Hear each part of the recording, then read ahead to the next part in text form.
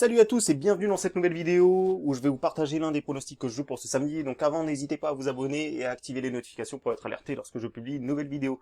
Donc la loi des séries les amis, en ce moment on est sur une mauvaise série, c'est pas moi qui va vous le cacher, je l'assume totalement. Juste avant on avait enchaîné 10 vidéos sans perdre le moins d'euros et là on vient d'enchaîner 4 vidéos sans gagner le moindre euro, donc c'est totalement incroyable. Mais en tout cas c'est la réalité les amis et je vais tout faire pour stopper cette mauvaise série avec vous. Et aujourd'hui justement j'ai un pronostic où voilà ça me semble assez sécurisé, assez value, donc on va tout de suite rentrer dans le sujet. Donc c'est le Celta Vigo contre le Betis. Alors déjà moi le Celta Vigo contre le Betis. Alors déjà j'aime bien quand il y a une équipe qui a joué avant. En général je regarde toujours les cartons rouges qui tombent et il se trouve que le Betis a reçu un carton rouge au dernier match et c'est pas un petit carton rouge puisqu'il s'agit tout simplement de leur meilleur joueur Nabil Fekir qui sera bien évidemment du coup absent contre le Celta Vigo. Donc alors il y a beaucoup de choses à savoir sur ce match-là. Donc Betis, Séville, ils sont plus ou moins en roue libre en cette fin de saison. Ils ont changé d'entraîneur. Je pense que c'est pour préparer au mieux la saison prochaine. Donc ils ont viré Rubi. Depuis qu'ils l'ont viré, c'est pas énorme, hein, puisqu'ils prennent quand même 4-2 à Levante, ils reprennent 2-0 à domicile contre Villarreal, donc ça fait 6 buts en 2 matchs, c'est déjà beaucoup. Voilà, ils ont quand même réussi à en mettre 2 à Levante, mais bon, vu les circonstances du match, c'est pas une bonne performance pour eux, ça c'est sûr.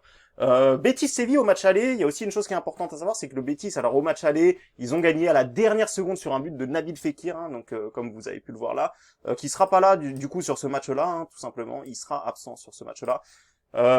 Et ça va franchement causer, je pense, énormément, ça va poser vraiment beaucoup de soucis à cette équipe de Betis puisque Fekir c'est quand même un joueur qui joue chaque match, hein, donc voilà, honnêtement déjà au match aller, voilà, je reviens là-dessus puisqu'au match aller il avait donné la victoire à son équipe à la dernière seconde.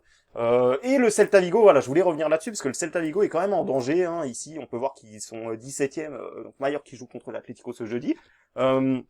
Donc alors c'est très simple à mon avis, pour moi c'est des équipes qui vont vraiment s'observer pendant un long moment, hein. C'est des équipes qui veulent défendre leurs points à tout prix, surtout le Celta Vigo qui peut potentiellement se retrouver en danger si jamais Mallorca arrivait à faire un coup énorme à l'Atlético, chose qui n'est pas gagnée d'avance bien évidemment, mais on ne sait jamais, en tout cas même si Mallorca resterait 18e, il faut absolument pour Vigo qu'ils prennent des points là-dessus.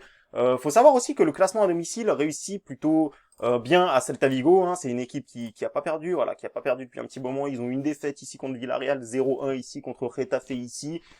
Du côté du Betis à l'extérieur, c'est une équipe qui a gagné une seule fois cette saison, c'est quand même à souligner, et c'est pas forcément normal pour une équipe qui a quand même des bons joueurs dans son équipe.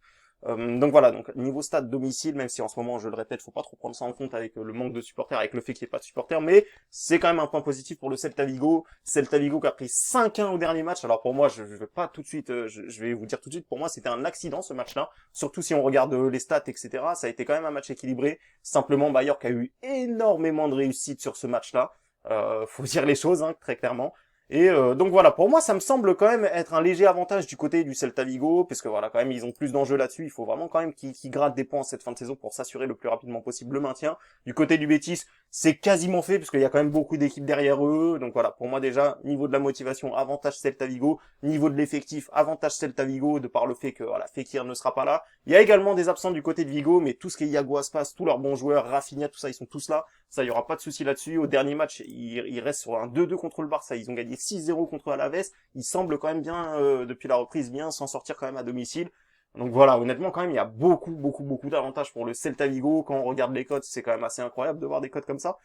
Tout simplement parce qu'ils nous mettent, ils nous mettent la cote du match nul au même prix que la cote de Betis, hein, tout simplement. Alors que pour moi, il y a quand même beaucoup plus de chances qu'il y ait le match nul qu'il y ait une victoire de Betis sans Fekir, dans le sens où ils ont changé d'entraîneur, où ils sont complètement en roue libre en cette fin de saison, où ils sont quasiment sauvés. Voilà, pour moi, il y a quand même beaucoup d'avantages du côté du Celta Vigo. Donc en tout cas voilà, le nul est valu pour moi ici, donc c'est ce pari là que je prends pour ce match-là. Match nul remboursé s'il y a la victoire du Celta de Vigo. Ça fait une cote à 1,90, ça me semble sécurisé. Donc pour moi voilà, je vous ai dit ce que je pensais de ce match-là. Pour moi ça va être ce pari-là que je vais prendre sur ce match-là.